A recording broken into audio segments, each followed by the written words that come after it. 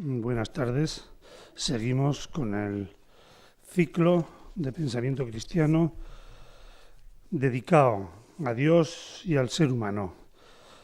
Y después de haber debatido o hablado sobre la decibilidad o indecibilidad de Dios, pues vamos a hablar de la decibilidad o indecibilidad del ser humano y de los nuevos riesgos y peligros que acechan al sentido de la humanidad e incluso a nivel de conceptos. A ver si nos ponemos o no nos ponemos de acuerdo en decirnos algo sobre nosotros para desde ahí poder de alguna manera jerarquizar nuestros criterios para relacionarnos con todo lo que es el mundo de la ciencia, de las nuevas tecnologías, de las relaciones sociales y demás.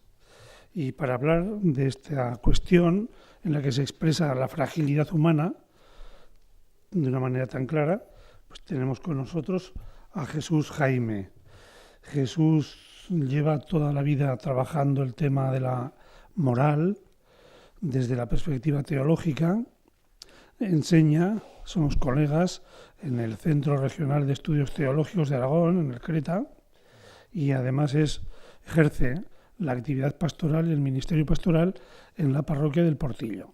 Ahí desempeña la función de párroco y hoy ha hecho un paréntesis en sus actividades para pensar y hablar con nosotros sobre nosotros mismos, sobre la humanidad. ¿Qué somos y desde dónde nos vamos a cuidar? Así que Jesús, te damos la palabra, sí, pero previamente queremos darte las gracias por estar aquí con nosotros y porque eres una persona asequible y muy servicial, ¿no? Por eso aprovechamos y hasta a veces incluso abusamos de ti para poder tenerte y disfrutar de ti y contigo. A todos también gracias por haber venido en esta tarde, que nos invita a salir de casa, ¿no? Pero es de agradecer la presencia de todos aquí también, ¿no? Pues Jesús, ahí tienes el micro. Muchísimas gracias, Pepe. Y voy a hablar sobre todo de la responsabilidad, esa responsabilidad del ser humano, dentro de esa pregunta que nos hacemos todos de qué es el hombre. El próximo tema es el de la libertad. Hoy en día en nuestra sociedad el gran problema es que se exalta demasiado la libertad, a veces sin el contrapeso de la responsabilidad. De alguna manera yo voy a indicar campos en los que la vida del ser humano, de la persona, se pueden ver amenazados, y frente a esas amenazas, a esa fragilidad que es la cerámica humana, que somos cada uno de nosotros, la necesidad que tenemos de ser responsables, la responsabilidad de la ética, de actuar éticamente. Por ello, quiero partir de unos versos del Salmo 8 que dice: cuando contemplo el cielo, obra de tus dedos, la luna y las estrellas que has creado, ¿qué es el hombre para que te acuerdes de él, el ser humano para darle poder? Lo hiciste poco inferior a los ángeles, lo coronaste de gloria y dignidad, le diste el mando sobre las obras de tus manos, todo lo sometiste bajo sus pies. Es antigua la pregunta sobre el hombre, ¿qué es el hombre? Y antigua también la constatación del misterio que en él se encierra. Es una realidad inabarcable. El autor del Salmo 8, que canta la grandeza del Dios creador del universo, deja abierta la pregunta, ¿qué es el hombre? Sin embargo, en su reflexión constata la ambivalencia del ser humano. Por un lado es consciente de su pequeñez, de su contingencia, de su fragilidad, se siente pequeño ante el cielo estrellado, sabe que no posee la naturaleza divina, sino que es una criatura que pasa, una criatura que no dura eternamente, se reconoce barro quebradizo, que se puede romper, que lo pueden romper, pero por otro lado es consciente también de que ha recibido grandeza y dignidad, lo coronaste de gloria y dignidad. Como decía Pascal, usando otra imagen diversa, El hombre es una caña pensante sumamente frágil, tan frágil que basta una gota de agua para ahogarlo, pero es el único ser de la creación que sabe que es frágil y en eso reside su grandeza. Es el único ser que se pregunta sobre sí mismo. Los animales no se preguntan sobre sí mismos, nosotros nos preguntamos qué somos. Grandeza y fragilidad, fragilidad y grandeza son las dos caras del hombre. El ser humano es el ser más vulnerable y desnudo de todos los seres vivos. Es un ser que necesita ser cuidado por otros porque es extremadamente vulnerable y sin sus cuidados sería incapaz de sobrevivir. Es un ser que encierra en sí precariedad, que entraña pequeñez y debilidad, pero también es ese ser superior capaz de abrirse al infinito, de admirar, de contemplar el firmamento y tener plena conciencia de que tan singular belleza no procede de sí mismo, sino que procede de Dios. Es una criatura capaz de las mayores proezas, pero que no deja de ser pequeño y se siente un ser desamparado, necesitado de cuidado. Al ser el hombre un ser frágil y vulnerable, es decir, al estar expuesto a la erosión, a la herida, al ultraje, a la enfermedad, al sufrimiento, a la muerte, necesita del cuidado y de la atención de los otros para su desarrollo, para su crecimiento, para su madurez. Por ello, junto con la pregunta por el hombre, aparece también, al menos en la Biblia, la pregunta por el hermano. Es la pregunta de Dios a Caín: ¿dónde está tu hermano? ¿Qué has hecho? Para recordarnos que los seres humanos no solo necesitamos ser cuidados para sobrevivir, sino que también tenemos la capacidad de cuidar y el deber de cuidar a los otros. Tenemos la libertad de responder a esa vocación de fraternidad, manteniendo lazos de reciprocidad y de comunión, o podemos traicionarla, dejando paso al egoísmo, a la indiferencia en nuestra vida. Podemos cuidar o podemos destruir la vida. Todos y cada uno debemos cuidar esa cerámica humana. Todos somos responsables del otro vulnerable, ya que cuando alguien tiene ante sí un ser vulnerable y pudiendo protegerlo no lo hace, se comporta de forma inmoral.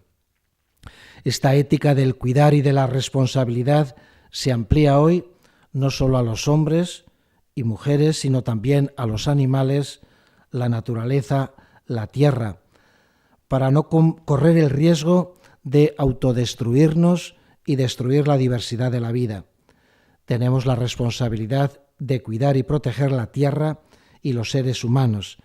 Es responsabilidad de todos cuidar el mundo que tenemos, la casa común, que incluye el entorno social, que incluye también el medio ambiente. Quisiera señalar algunos escenarios donde la vida humana se siente amenazada. Cada uno de nosotros somos conscientes de la tremenda fragilidad del ser humano, que somos cada uno de nosotros. Nos podemos romper, el ser humano se puede romper en cualquier momento, en cualquier situación. Una palabra nos puede romper, pero una palabra también nos puede levantar el ánimo. Un gesto de otra persona nos puede entristecer o nos puede llenar de alegría. Podemos ser heridos, podemos rompernos en nuestros sentimientos, en nuestros afectos, en nuestras creencias. Es esa realidad del fracaso, del rechazo, de la herida, de la culpabilidad que tantas heridas causa en el corazón de los seres humanos. No voy a hablar más de esta dimensión, pero la dejo ahí apuntada porque es uno de esos ámbitos donde la vida de las personas nos sentimos profundamente frágiles y profundamente amenazados. Son numerosas también las amenazas contra la dignidad y la vida de las personas y de los pueblos. En el número 3 de la encíclica El Evangelio de la Vida, Recogiendo lo dicho por el Concilio Vaticano II en el número 27 de la Gaudium et Spes, el Papa Juan Pablo II hace una enumeración abrumadora de amenazas y termina concluyendo hablando del eclipse del valor de la vida y de la expansión de una cultura de la muerte. Son numerosos los escenarios que ponen en peligro la frágil cerámica humana. Él habla de la guerra, de la violencia, habla de los infanticidios, de los abortos, de un sinfín de realidades. Tampoco quiero centrarme en estas realidades. Sigo enumerando dos campos más que son hoy en día muy candentes y que los tenemos muy presentes. Uno de ellos es la crisis medioambiental. Hoy sabemos bien que uno de los más graves problemas del mundo es el del deterioro medioambiental, que constituye una amenaza para la supervivencia de la especie humana sobre el planeta de la Tierra. El informe que la Comisión Mundial del Medio Ambiente y el Desarrollo publicó en 1987 con el título Nuestro futuro común, afirmaba que al comienzo del siglo XX, al comienzo del siglo pasado, ni el número de seres humanos, ni la tecnología disponible podían modificar radicalmente los sistemas del planeta, ni constituir una seria amenaza para la vida. Sin embargo, constataba en aquellos años que al finalizar ese siglo, los hombres hemos conseguido varios modos de poner en peligro nuestra propia supervivencia. Uno de ellos es la energía atómica, otro la superpoblación creciente, que no podrá mantenerse por mucho tiempo, dice ese informe, al actual ritmo. Unidos a la superpoblación están el agotamiento de las materias primas, la degradación de la atmósfera, de los suelos, las aguas, los ecosistemas vegetales y animales. La que se halla amenazada es, en última instancia, la propia vida.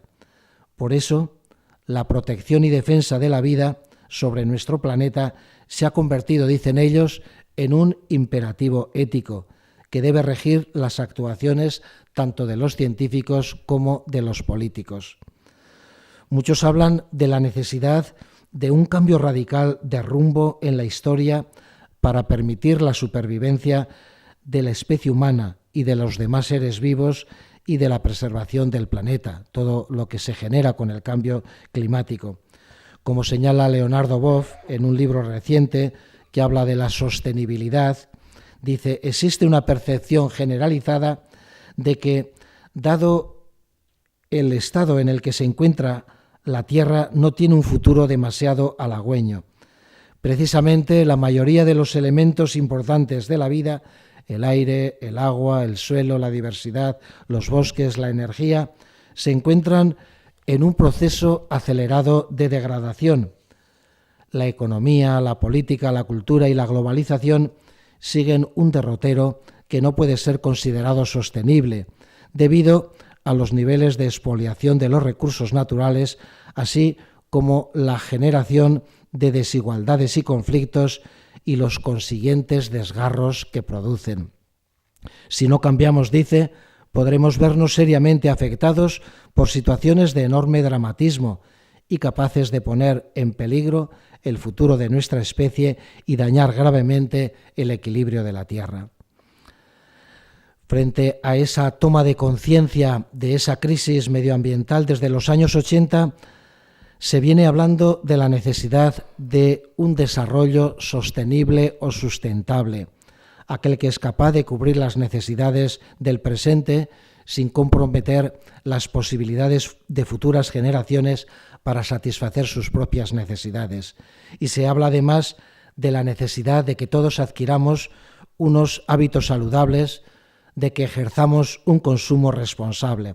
Es la preocupación ética por el medio ambiente, por esa necesidad de cuidar ese medio ambiente que, si se deteriora más, pone en peligro nuestra frágil cerámica humana. Junto con ese campo, que tampoco me extiendo más, existe hoy que estamos palpando vivamente, es la crisis económica. Junto a este problema medioambiental podemos señalar también como un ámbito de amenaza para la vida humana, una economía de la exclusión y de la inequidad, como las define el Papa Francisco en la alegría del Evangelio, una economía que mata, una economía que prima o que da primacía dentro de la realidad del ser humano a una de sus solas dimensiones, que es la del consumo, pero que el ser humano queda bajo otros intereses. Hoy, inmersos como estamos en la crisis económica, somos más conscientes de los efectos devastadores que tiene sobre las personas y sobre las familias, efectos perversos, y sabemos su brutal impacto social y económico. Somos conscientes de lo que ha generado el cierre de más de 230.000 empresas, la destrucción de más de 3.750.000 puestos de trabajo, más de 1,5 millones de hogares en España donde todos sus miembros están en paro, lo que eso significa de angustia, de preocupación, de desestructuración, de ruptura de lo que son las personas, de esos más de 400.000 procedimientos de ejecución hipotecaria al que se ven sometidas muchísimas familias, la pobreza energética, la pobreza severa que afecta a millones de personas. Son datos sobrecogedores que nos hablan de angustia de hombres y mujeres concretos, personas que se ven rotos en su dignidad y en su situación personal. Esa escandalosa realidad de la desigualdad y de la pobreza no solo nos afecta a España, sino que afecta a numerosos países y regiones del mundo y expulsa a millones de seres humanos a unas condiciones de desigualdad creciente y pérdida de derechos humanos.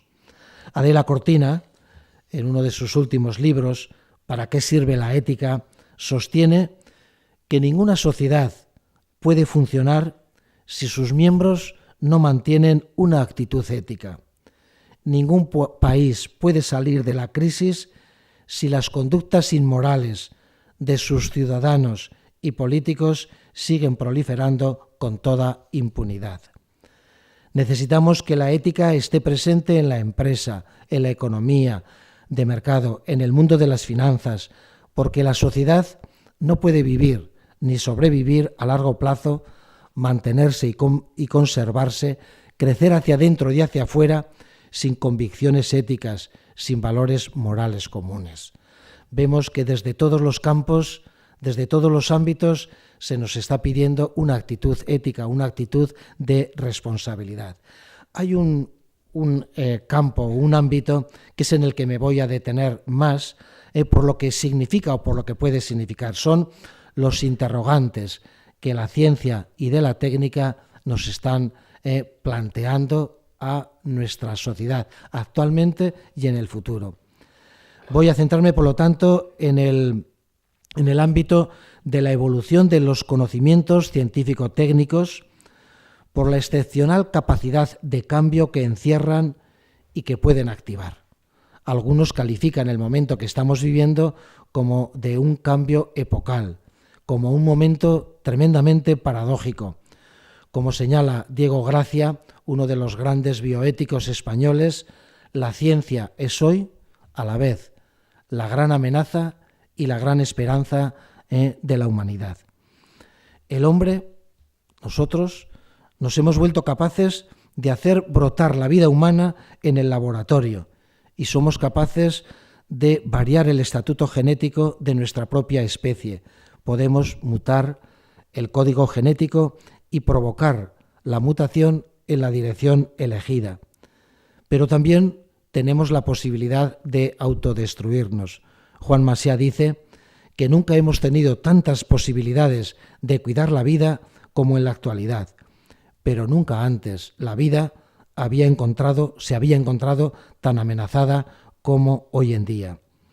La orientación en un sentido o en otro, constructivo o destructivo, depende de las opciones éticas que se tomen. Por ello, nunca como ahora ha sido tan importante la ética en la medicina, en la biología, en la sociedad. Esta importancia resulta más evidente si somos conscientes de las posibilidades que encierran las biotecnologías o las ciencias biológicas para el futuro del hombre y también de los problemas éticos que plantean a la responsabilidad de los científicos y de la comunidad civil en general. Esta preocupación no atañe solamente a los moralistas o a los científicos, sino que nos atañe a todos, porque está en juego también nuestro propio futuro. Por eso quiero hacer una breve mirada histórica a una serie de avances científico-técnicos que suponen un cambio tremendo, que no sabemos muy bien dónde nos van a conducir, pero sabemos los efectos, algunos positivos, algunos también negativos, que ha producido. En el siglo pasado se producen una serie de progresos científicos y tecnológicos que han revolucionado la medicina y que han provocado grandes interrogantes sobre la capacidad del ser humano para gestionar ese inédito poder. Esos nuevos desarrollos científicos en el campo de la biomedicina y de las nuevas tecnologías tienen connotaciones también de carácter social, jurídico, ético y religioso. No se trata de hacer un elenco de esos desarrollos, pero sí que voy a señalar algunos más significativos por el impacto que tienen o que pueden provocar. Fijaos lo que ha significado el siglo pasado. Tras miles de años de impotencia, el descubrimiento de la penicilina en 1929 y las sulfamidas proporcionan a la humanidad el poder de derrotar enfermedades en otro tiempo fatales. A mitad de ese siglo, en 1953, se descubre la estructura del ADN, de esa molécula, con lo que el hombre, el ser humano, alcanzamos las raíces de nuestra identidad biológica y lo que ha significado y lo que eso significa de cara al futuro. 2 años más tarde, en el 55, se realiza el primer trabajo científico sobre los trasplantes de riñón. Será en el 67 cuando se realice el primer trasplante de corazón. Fijaos que en eso el ser humano puede renovar partes esenciales de su organismo y regenerarse. En 1959 se llevan a cabo los primeros ensayos o los primeros intentos con éxito de la fecundación animal in vitro. Será en el 78 el primer nacimiento humano por fecundación in vitro, con lo cual el ser humano llega a intervenir sobre los procesos generativos y a dominarlos, lo que eso significa de apertura hacia el futuro. En el año 60 se realiza una experimentación de la píldora anticonceptiva en las mujeres de Puerto Rico. A partir de ese momento, el ser humano puede separar a su agrado el ejercicio de la sexualidad del ejercicio de la fecundidad. Lo que eso significa y lo que eso va a significar, está significando. A partir de la década de los 70 surge lo que se ha calificado como la nueva genética, que comienza a desarrollar procedimientos que le permiten tocar, trocear el gen, es decir, cortar el ADN en determinados lugares y transferir esos fragmentos cortados de unas especies a otras, con lo que las barreras naturales que separaban a los seres vivos comienzan a diluirse. En 1982 se obtiene el primer fármaco conseguido por manipulación genética, al introducir en la bacteria Escherichia coli, el gen humano responsable de la producción de la insulina, con lo que había nacido la biotecnología basada en el ADN recombinante. En 1990 se aprueba en Estados Unidos el primer protocolo para realizar la primera terapia génica en humanos, curar enfermedades en su origen, en los genes. También en el año 1990 tiene lugar el inicio del llamado Proyecto Genoma Humano. En el 2003, el consorcio internacional formado por científicos de 6 países descifra la secuencia completa del genoma humano. 1997, el 24 de febrero, se daba a conocer la noticia del nacimiento de la oveja Dolly, mediante la técnica de clonación. Y últimamente se habla mucho, porque es un campo que emerge entre fantasía y utopía, del transhumanismo, dadas las posibilidades de manipulación del cuerpo humano abiertas por las nuevas biotecnologías, la genética, la nanotecnología y la robótica, unidas a las técnicas informáticas con la finalidad de esa creación de esos hombres máquina, de los cyborgs, de los robots, de esas imágenes que a veces todavía aparecen, pero que poco a poco están haciéndose presente.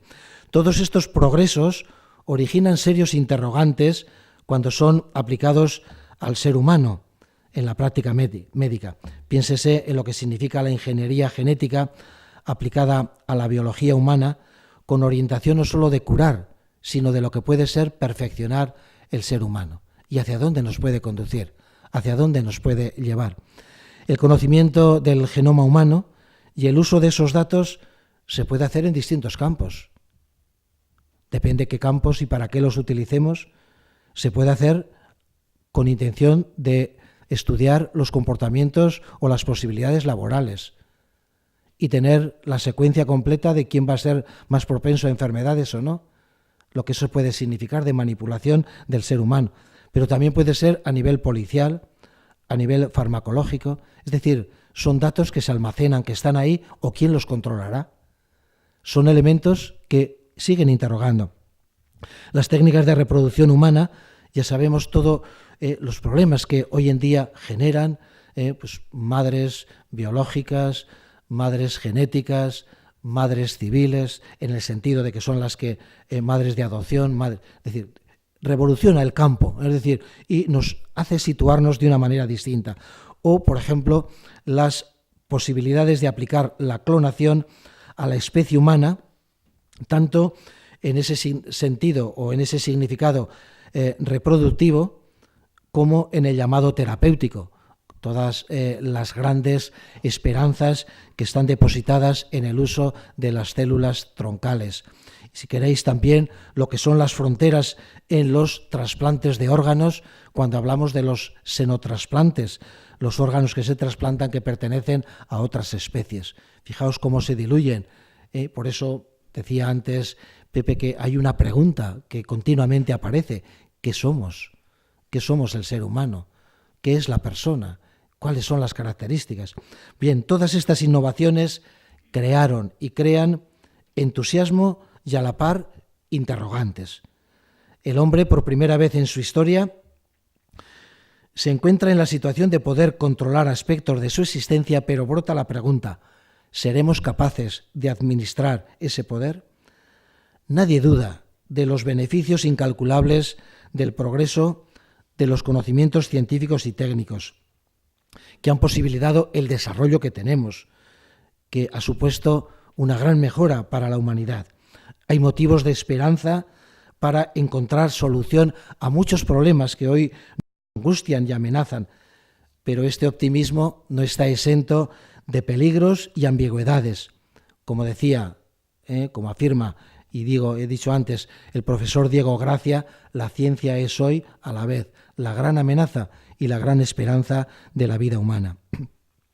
Así pues, la nueva situación lanza un decisivo reto a la humanidad y lo podemos expresar con la siguiente pregunta: ¿todo lo que se puede hacer técnicamente se puede hacer éticamente? Se trata de esa eterna pregunta sobre la relación entre la técnica y la ética, entre la ciencia y la conciencia. Bien, en este contexto es donde surge la bioética, denominada así por primera vez en un libro de Potter en 1971, Bioética como puente hacia el futuro, donde expresaba su propósito de contribuir al futuro de la especie humana creando un puente entre el mundo del bios, de la vida, y el mundo del ethos, de la ética, de ese modo, de ese estilo de vivir, de convivir, entre el mundo de las ciencias y el de los valores humanos.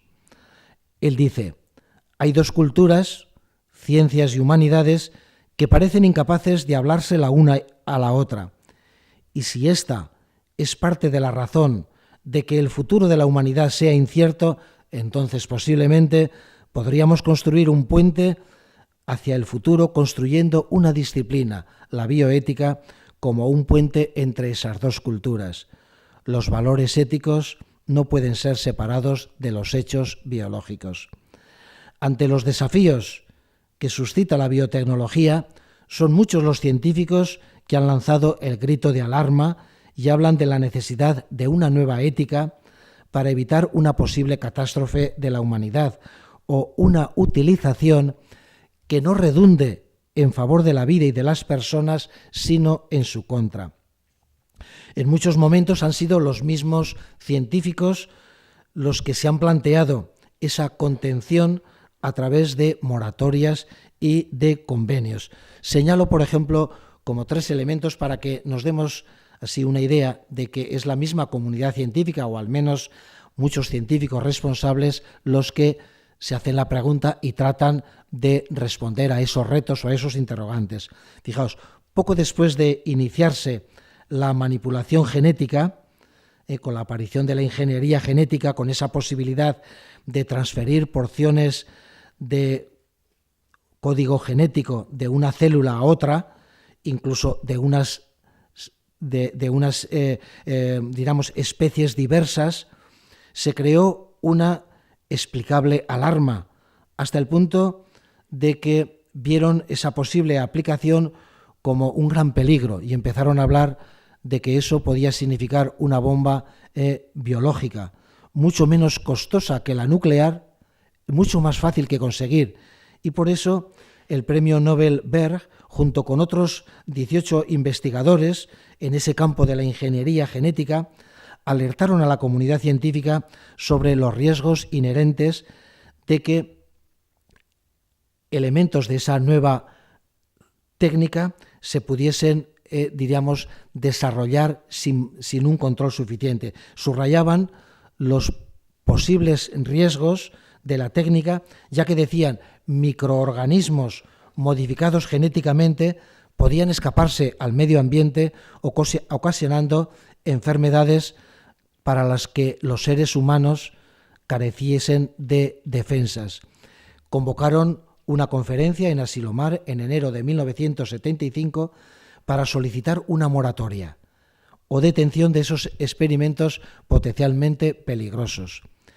Esa conferencia dio origen a los primeros comités científico-técnicos o científico-éticos de vigilancia y elaboración de normativas en ese campo de la manipulación genética y de los transgénicos. Sin embargo, pronto se constató que la alarma era injustificada, las directrices en ese campo se fueron atenuando. Pero la respuesta, por ejemplo, en este campo fue mucho más rápida de lo que había sido la respuesta de los científicos cuando el desarrollo de la energía nuclear, que será a consecuencia, después de las devastadoras explosiones de Hiroshima y Nagasaki, cuando en el 58 convoquen también una reunión en Gotinga y científicos que habían participado se comprometen a utilizarla solamente en, digamos, cauces que sirvan para al bien de las personas y no para destruir. Sin embargo, en este campo había una alerta en aquellos momentos y lo hicieron. Hoy en día sabemos que hay transgénicos, aunque todavía hay muchos sectores dentro de la comunidad científica o dentro de los grupos ecologistas que tienen sus reparos porque no tenemos suficiente, digamos, perspectiva para saber lo que eso puede significar a largo plazo. Por lo que se refiere a la transferencia génica en humanos, existe, como diríamos, un consenso de no tocar con los conocimientos actuales la línea germinal, sí tratar de curar determinados genes para curar enfermedades, pero no para modificar o para generar, digamos, desarrollos que no sabemos dónde nos pueden llevar. No obstante, son técnicas altamente experimentales y hay un cierto consenso en estos momentos. Lo mismo que diríamos que hay un cierto consenso en no utilizar la clonación con fines reproductivos en humanos. Sí que está en animales y sí que está utilizada en lo que son los alimentos transgénicos y ahí es. hay una Declaración Universal sobre el Genoma Humano y los Derechos del Hombre del 11 de noviembre de 1997, propiciada por la UNESCO, que en su artículo 11 establece que no debe permitirse prácticas que sean contrarias a la dignidad humana, como la clonación con fines de reproducción en seres humanos. Es decir, la misma comunidad civil, social, científica, pone esas moratorias, esos frenos, mientras se actúa prudentemente. La comunidad internacional, por primera vez, reconoce su responsabilidad engendradas por esos progresos espectaculares de las ciencias biológicas y sus aplicaciones. En este contexto de profundo desarrollo biotecnológico, no exentos de peligros y ambigüedades, recogiendo la llamada de Hans Jonas, es un filósofo alemán que escribe en esos años un libro que ha causado y que es una referencia en muchos ambientes, el principio de responsabilidad.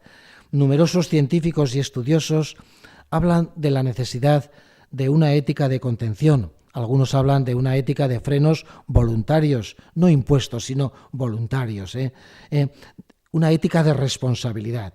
Son conscientes de que la ciencia sin conciencia conduce a la ruina de la persona, de la sociedad en que vive y del universo en que habita.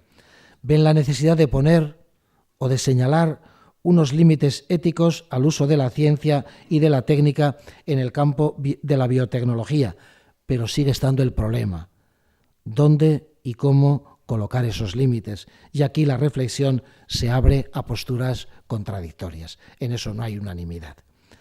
Como señala López Azpitarte y Núñez Castro, los escritos de estos autores nacen del convencimiento de que la misma especie humana está seriamente amenazada por los grandes desequilibrios biológicos y del mismo ecosistema.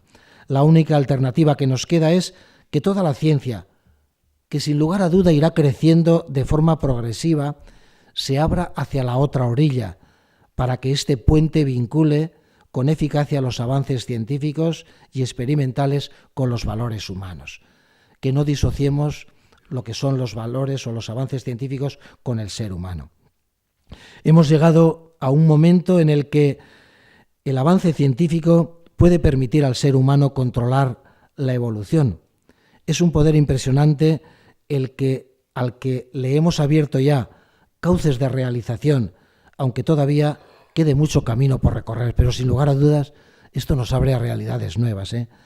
Pero el desarrollo científico técnico deberá siempre tener en cuenta que las consecuencias de este impresionante poder dependerán, como decía el Papa Juan Pablo II, no tanto de la ciencia, sino más bien de su sabiduría. No solo de conocimientos técnicos y científicos, sino también de esa sabiduría, de ese saber hasta dónde o hacia dónde. En este terreno, durante este tiempo, hay una expresión que se ha utilizado mucho, que es la de jugar el papel de dioses, porque realmente tenemos la vida en nuestras manos, la vida humana está en nuestras manos. De hecho, es que muchos libros de bioética se titulan así o llevan por título La vida en nuestras manos. Y algunos alertan contra este peligro de querer ser dioses, creernos omnipotentes, pero hay otros que señalan que es verdad, que ese hombre que es frágil también tiene esa grandeza, esa capacidad, que Dios nos ha hecho co-creadores, que Dios nos ha dado una inteligencia no para que seamos meros administradores que simplemente conservan, sino que también se arriesgan, pero se arriesgan prudentemente. Por eso, conscientes de que no somos dioses, pero que sí somos co-creadores, tenemos una tarea de seguir adelante, pero con responsabilidad. Sigue siendo pregunta clave la que se viene repitiendo por los bioéticos de todo el mundo a lo largo de estos últimos 40 años, que son los que tiene esa ciencia de la bioética. ¿Debemos humanamente llevar a cabo todo lo que se puede hacer de forma técnica? ¿Es éticamente viable todo lo técnicamente posible? Por eso quisiera señalar alguna interrelación o hablar de una interrelación entre la tecnociencia y la ética, pero para eso también unas afirmaciones generales que nos pueden ayudar a situarnos y a clarificarnos. Ante las nuevas tecnologías, la ética ha de mostrarse más abierta y receptiva que temerosa y prohibitiva, y todavía menos definitiva, ya que muchas de estas problemáticas se hallan en fase de forja y no podemos dar respuestas con planteamientos que no tienen en cuenta la realidad de donde nos estamos. Por lo tanto, tenemos que estar abiertos y ser receptivos a estas realidades. No podemos tener una actitud negativa. Se debe evitar también esas posturas extremas, la de quienes expresan una alarma exagerada y tratan de frenar dicho uso o investigación, o la de aquellos que expresan un optimismo y unas expectativas ingenuas que alientan unas intervenciones sin sopesar las consecuencias.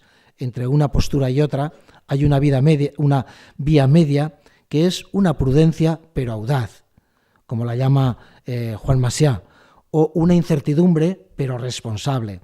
Es la actitud de quien busca seguir avanzando, quizá un poco más lentamente, pero progresando y tratando de corregir mientras vamos tanteando responsablemente. La ciencia y la tecnología poseen un valor positivo, aceptable y sumamente provechoso para la humanidad. Constituyen un triunfo grandioso de la mente humana, pero la ciencia y la tecnología no pueden pasar por alto esa ambivalencia de sus manifestaciones concretas, y es precisamente esa ambivalencia de los logros técnicos la que conlleva esa exigencia de la dimensión ética. Podemos decir que hoy el hombre, por un lado, es como un gigante técnico y por otro como un niño ético. Es indiscutible el poder que el ser humano tiene sobre los medios, sea en términos de capacidad técnica, sea en aquellos de conocimiento científico, y sin embargo, este poder se realiza en un contexto donde hay una confusión sobre la finalidad. La capacidad que tenemos del cómo choca o contrasta con esa ausencia de claridad del hacia dónde o el para qué, dado que no todo aquello que es posible es necesariamente idóneo o adecuado para el ser humano. Ante esa mayor capacidad que tenemos para intervenir tanto en el cuerpo humano como en el medio ambiente, se hace ineludible la pregunta sobre si dichas intervenciones van a redundar en favor de la vida de las personas o en su contra. Es la pregunta ética. Cuanto más avancen las capacidades, diríamos así, científico-técnicas y creativas, mayor será la exigencia de plantear la pregunta ética. ¿Qué hay que hacer? ¿Hasta dónde hay que avanzar? ¿Dónde detenerse? Disponemos de mayores posibilidades que hace unos años, pero también de mayores fragilidades y, por tanto, de mayores responsabilidades. La pregunta vuelve a ser: ¿se usarán los recursos tecnológicos a favor de la persona o en contra de ellas?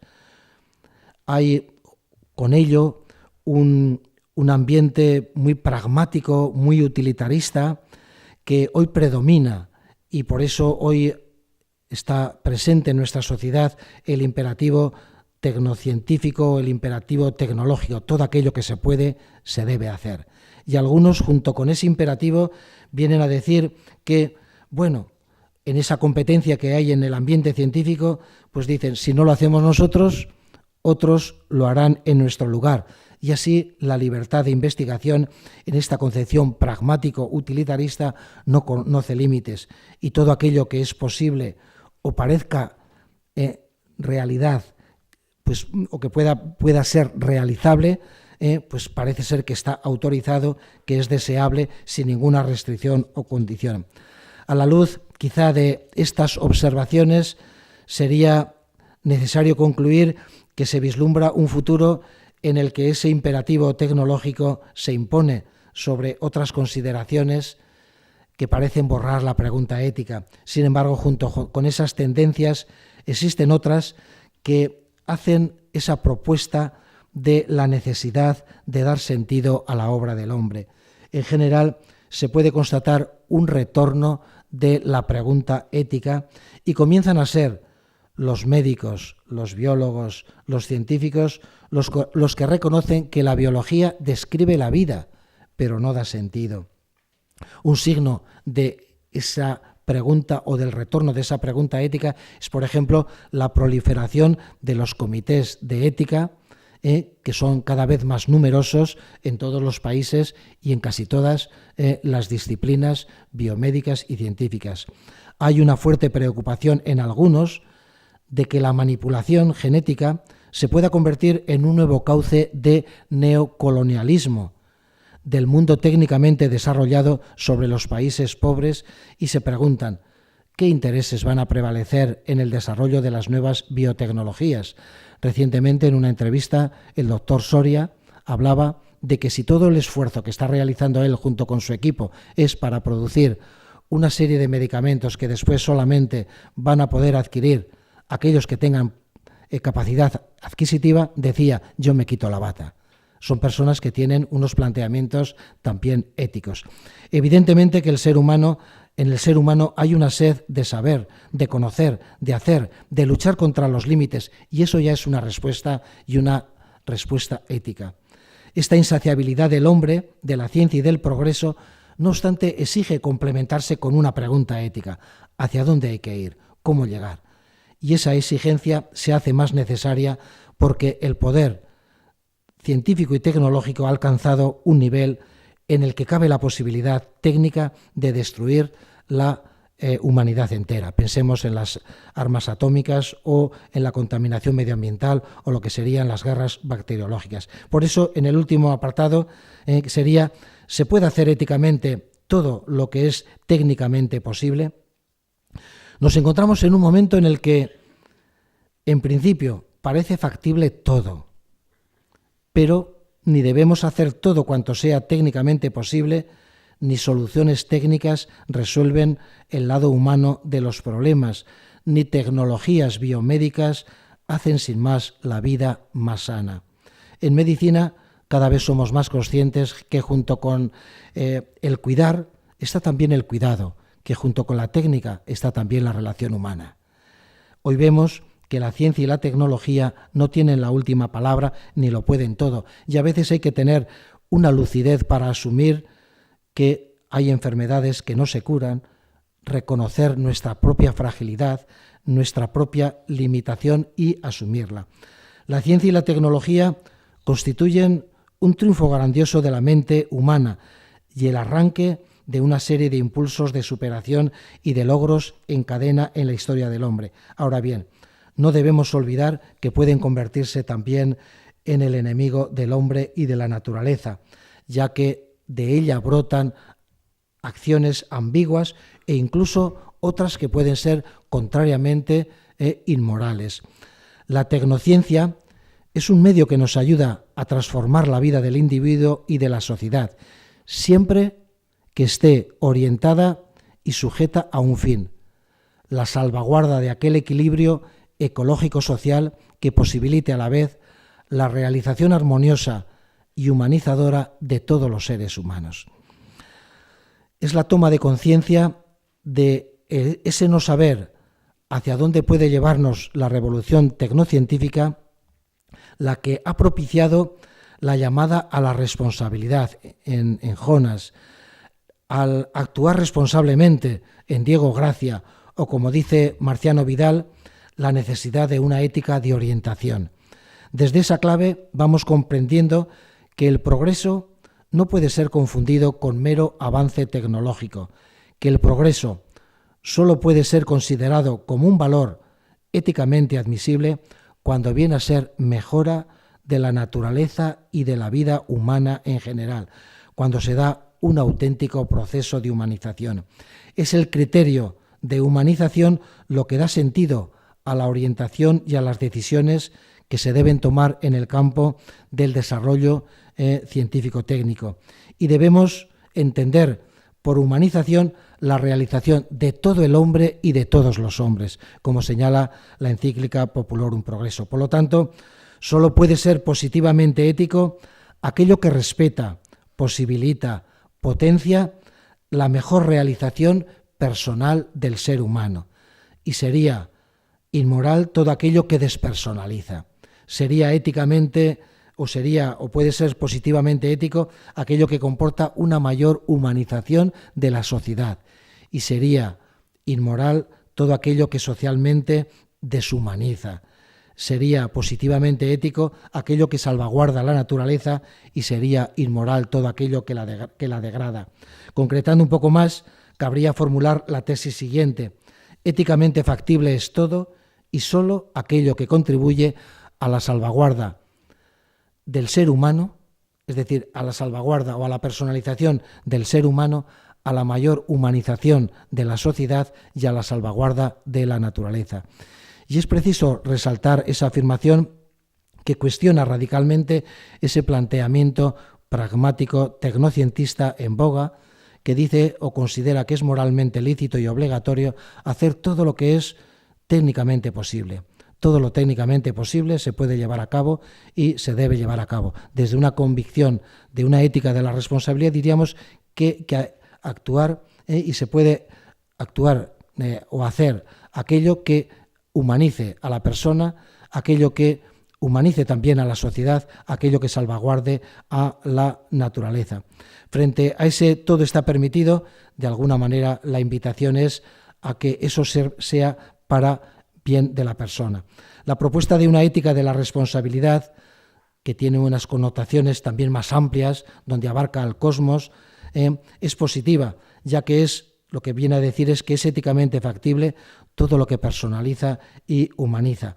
Eso sería un poco el principio de esas éticas de responsabilidad. Y ya concluyendo, decir que toda la actividad humana presenta un aspecto técnico y otro moral. Y muchos afirman que el problema del mundo actual es un problema ético y no tecnológico. Las inmensas posibilidades y positivas posibilidades de la tecnociencia que ofrecen al ser humano están llenas de ambigüedad, por lo que es necesario que se obre éticamente, es decir, que se obre conforme al bien de la persona del hombre. Pero aquí radica un nuevo problema, y es que la crisis ética de nuestra sociedad se ha generado porque el hombre ha olvidado su auténtica naturaleza, porque se ha dado una crisis antropológica. Y sin una idea de hombre no es posible una escala de valores, o entonces surgen, con distintas visiones de hombre, surgen distintas éticas y nos encontramos con un pluralismo babélico. Nos encontramos ante una profunda crisis antropológica que tiene consecuencias éticas. Si cuando hablamos de hombre no somos capaces de establecer de qué hombre se habla, nos damos cuenta de la diversidad de respuestas éticas que pueden surgir. Y hoy somos conscientes de que diversos modelos antropológicos generan diversas y a menudo inconciliables modelos éticos, presupuestos de la bioética, y nos encontramos en un pluralismo babélico. Necesitamos, por lo tanto, que la antropología aporte su reflexión sobre la humanización del ser humano. Necesitamos un proyecto de hombre, una antropología global que nos indique qué es lo que caracteriza al hombre como tal. Y concluyo señalando la necesidad de que se haga una nueva síntesis entre la cultura tecnológica y el humanismo, entre las ciencias experimentales y las ciencias humanas, y deseando que la ética sea capaz de captar ese sentido direccional de la civilización y garantice su camino, a dónde hay que ir y cómo hay que llegar, para que el desarrollo tecnológico no deshumanice al hombre, sino que sirva para su personalización y su humanización. Por lo tanto, a la pregunta inicial, ¿la cerámica humana quién la cuida?, hay que afirmar que todos debemos cuidar la cerámica humana. Todos debemos cuidar la casa común. Todos debemos de actuar responsablemente. En ello nos jugamos mucho. No podemos dejar la solución en manos de expertos o de los entendidos. Aunque no todas las personas tienen el mismo grado de posibilidad o de responsabilidad, como estamos escuchando muchas veces en torno a la crisis económica, a todos nos corresponde actuar responsablemente. Todos estamos implicados y todos debemos implicarnos en el modo o en el modelo de sociedad que queremos construir y en el que queremos vivir. Desde aquí es una apelación, pues eso, a un actuar responsablemente que nos está viniendo de todos los campos, desde este campo de la bioética, desde el campo de la economía, de las finanzas, desde el campo de la ecología, desde el campo de los 1000 problemas que atenazan o que amenazan la vida de las personas, desde el campo también de nuestras relaciones personales. Por eso es una invitación y una apelación a ese actuar responsablemente, que es una de las dimensiones importantes del ser humano, junto con el de la libertad, que es el tema que seguramente se desarrollará el próximo día. Muchas gracias.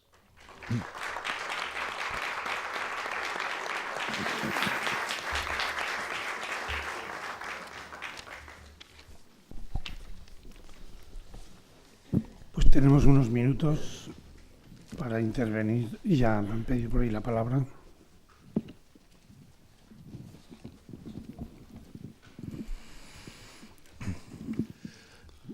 Muchas gracias por la magnífica charla que nos has dado, pero yo querría poner de manifiesto algunas cosas. Primero, la ética nos afecta a todos, a creyentes y a no creyentes.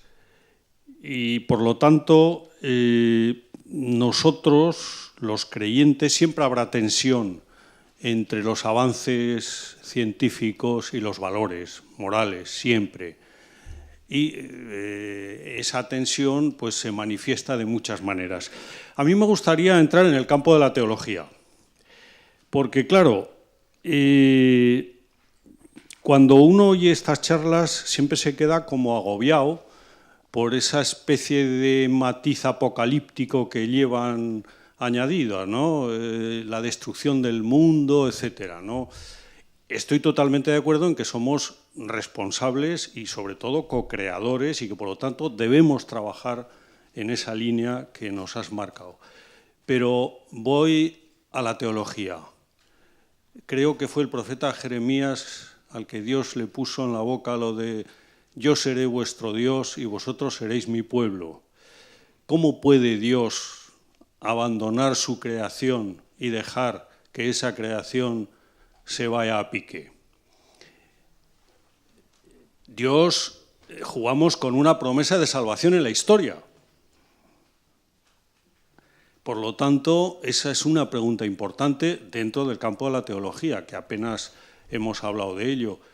Jesucristo murió para rescatarnos y eso no vale para nada. Entonces, yo creo que eso es importante, porque debemos tener una esperanza, ¿no? Esperanza, trabajar por ella, pero también vivir con una cierta esperanza dentro de ese marco de historia, de promesa bíblica, de historia de salvación. Bueno, ya no quiero extenderme más. Sí. Muchas gracias. Sí, ya sabes que yo creo que el campo de la responsabilidad es un campo que, aunque no lo hayamos mencionado, es muy teológico, porque es de la respuesta y nuestra responsabilidad ante el hermano, ante los hermanos y ante nosotros mismos. Y es verdad que yo creo que hay que mirar, sobre todo en estos temas, el futuro, digamos, con esperanza, y que Dios nos ha puesto en nosotros unas capacidades para que las desarrollemos. Está el ansia de saber, pero también que somos y que podemos ser responsables, porque eso no nos anula. Nosotros también seguimos siendo responsables de nuestra propia vida, la podemos malograr o no, la podemos destruir o no, o la del hermano, y ahí está nuestra actitud o no. Dios tiene un proyecto de salvación, cuenta con nosotros, pero nosotros también somos responsables de esa libertad que nos ha dado, de cómo la usamos, de cómo la utilizamos, hacia dónde la queremos. Por eso es tan importante esa respuesta, teniendo esa confianza de que es verdad, no es para mirar negativamente, pero sí asumir esa responsabilidad. A veces el gran problema de la responsabilidad es que nos abruma de tal manera, que nos asusta tanto, que tenemos un tremendo problema, ¿no? De que no somos capaces de cargar con ese peso, con esa responsabilidad, porque realmente nos abruma. Pero yo sí que quizá el peligro que tiene cuando insistimos mucho en esas cosas es el de abundar en lo que son los peligros, pero sin lugar a duda, por eso yo decía que las respuestas éticas, para mí, tiene que ser no de freno, sino de mirar con responsabilidad, no de respuestas ya sabidas, sino de animar, pero responsablemente, siendo conscientes de que es verdad, no somos omnipotentes. Creo que el mensaje del Papa para la Cuaresma de este próximo año habla de esa dimensión. no somos omnipotentes, no controlamos todo. Por lo tanto, está ese riesgo. Frente a ese riesgo es la actuación responsable, que no quiere decir que no podamos equivocarnos, porque yo creo que en eso está el ser humano. Contaremos siempre con esa caída, con ese levantarnos, con ese seguir avanzando, pero siempre con esa intención de responsabilidad, de respuesta a ese Dios que nos hace creadores, que en ese sentido sí que nos abre una dinámica muy bonita, nos abre algunos autores y algunos teólogos cuando hablan de ese tema, sobre todo de esa imagen de Dios, nos hablan incluso de que no mirar desde atrás, sino hacia el futuro, hacia ese escatón, es decir, a ese final, donde de alguna manera nos está invitando a que, como decía Teilhard de Chardin, vaya esa progresión y vayamos creciendo, pero que sea un crecimiento en humanidad, en ese desarrollo donde toda la persona y todas las personas. Esa sería la gran aportación que tiene que hacer, creo, desde mi punto de vista, la ética teológica. A veces no tanto, sino ayudar a vislumbrar que no podemos dejar al margen personas y que tiene que ser toda la persona y todas las personas. Sí, gracias por la charla, que ha merecido la pena aguantar la ciercera por escucharte. Quiero decir algo, pero no sé si sé que no es políticamente correcto. Y bueno, lo que sí quería decir yo era, en vez de entrar en la teología, salir de la teología. Y con relación a la charla, ha sido bastante negativo a la hora de tratar el medio ambiente. Yo no sé si forma parte del ser humano, sí que forma parte. En fin. Lo que sí me parece, o me está pareciendo, que últimamente hay una cierta celeridad de la teología por querer decir algo en el tema del medio ambiente. Y los rumores de una próxima encíclica sobre el medio ambiente te hacen decir, ojo, no vengamos aquí con la Rerum Novarum o cosas de estas.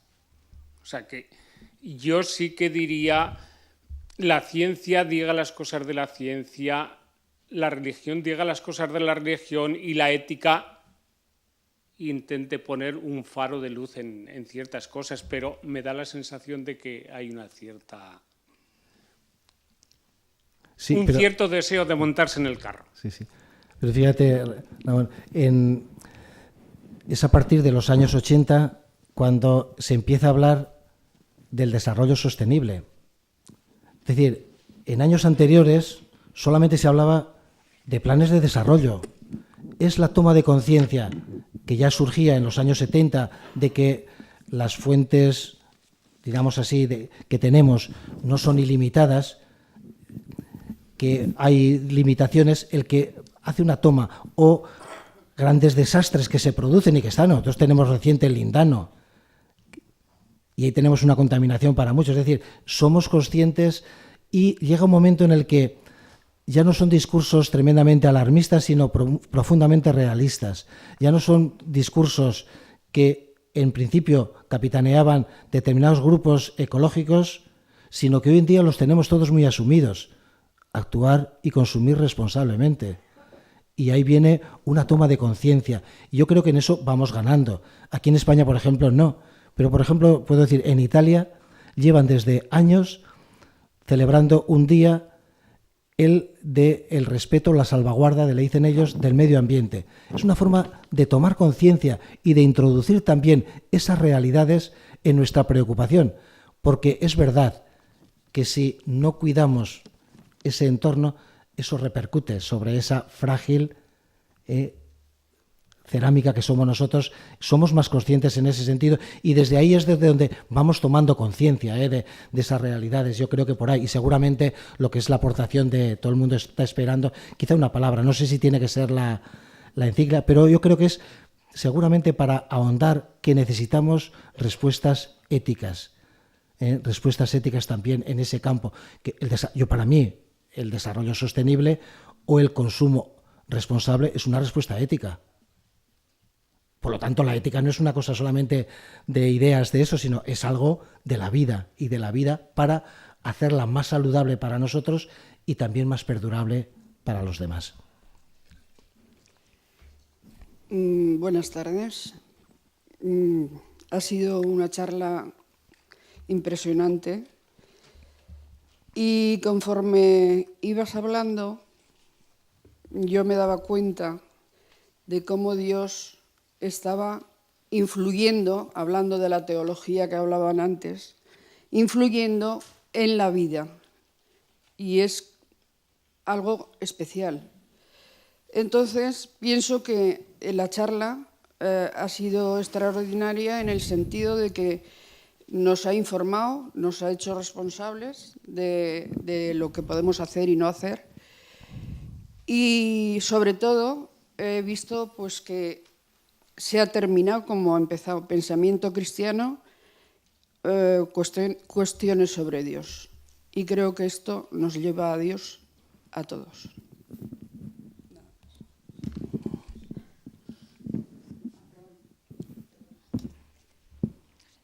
Sí, bueno, yo en ese esquema que has hecho entre las humanidades y la ciencia, te quiero expresar el reconocimiento porque, suponiendo que estás más en el campo de las humanidades, pues te has documentado para entender lo que está pasando en el campo de la ciencia. Por ejemplo, lo que has ido explicando sobre la genética, pues hay que...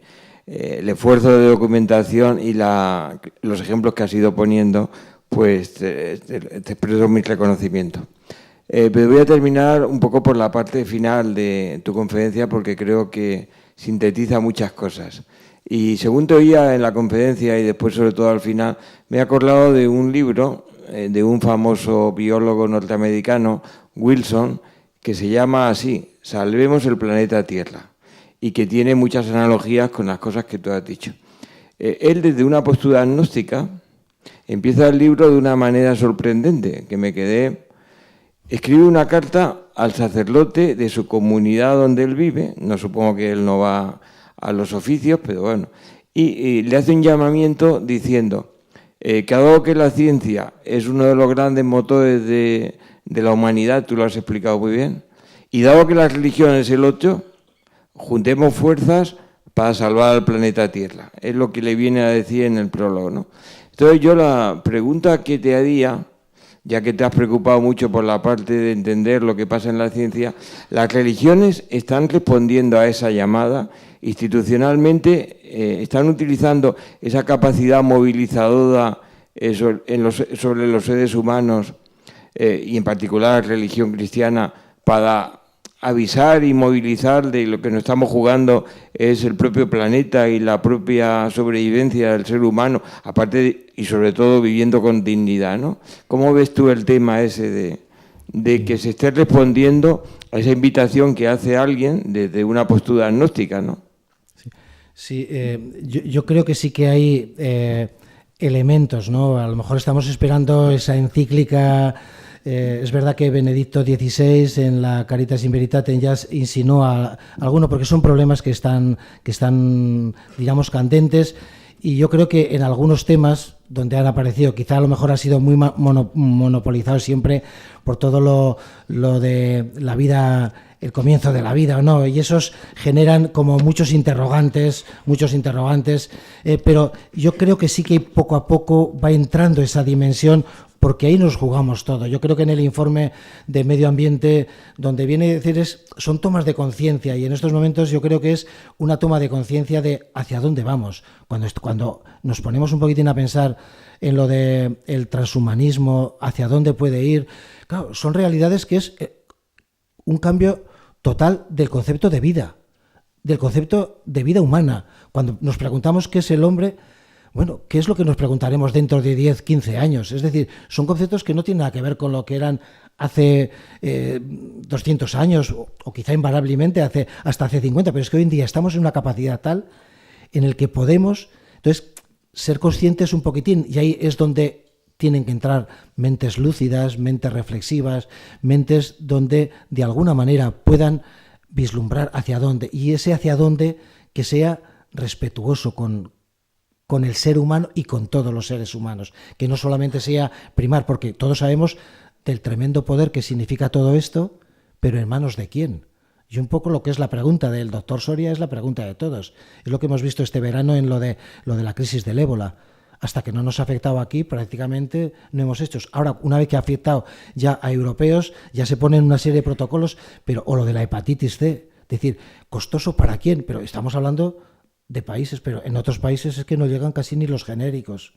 Es decir, eso es una toma que yo creo que tenemos, y yo creo que en ese sentido debemos de abrir mucho más los campos y abrir lo mismo que es hablar de esa economía que mata. No son todos los modelos económicos lo mismo. Hay modelos económicos que realmente están destruyendo a las personas, a las familias. Entonces, yo creo que en eso sí que se va dando una toma. Quizá hemos estado muy polarizados, por eso yo no he querido leer esas cosas que a lo mejor el Evangelio de la vida se centra prácticamente en los problemas del nacer y del morir, que es otro campo, que damos respuestas a realidades totalmente inéditas. Y hoy en día nos abrimos a otras perspectivas que nos alumbran, que no sabemos por dónde van. Entonces, mirarlo yo creo que con esperanza, pero también con esa sana prudencia de actuar responsablemente. Bueno, yo creo que hay un aspecto que no se ha considerado en toda esta temática. Hace poco en televisión salió un tema sobre un satélite de estos que giran y que va a pasar muy cerca del planeta Tierra. O bien por ese sistema, que pegue a alguno un bombazo en la Tierra y desaparezca el planeta, o porque el ser humano termine con la... O sea, la realidad es que el planeta termina. O sea, hay seguro que dentro de 100 años, 1000, 2000, cuando sea, la Tierra termina de... El apocalipsis es una realidad. Eso no lo consideramos. Sí, claro, yo buscaba es quién cuida, es un poco atendiendo a la responsabilidad que nos toca a nosotros. Por eso hay cosas que no depende de nosotros, sino es buscar a lo mejor posibles respuestas, será cuando se acerque, pero es en lo que está en nuestras manos, en esa vida que está en nuestras manos, en lo que está en nuestras manos es donde cómo actuamos responsablemente o cómo debemos actuar responsablemente.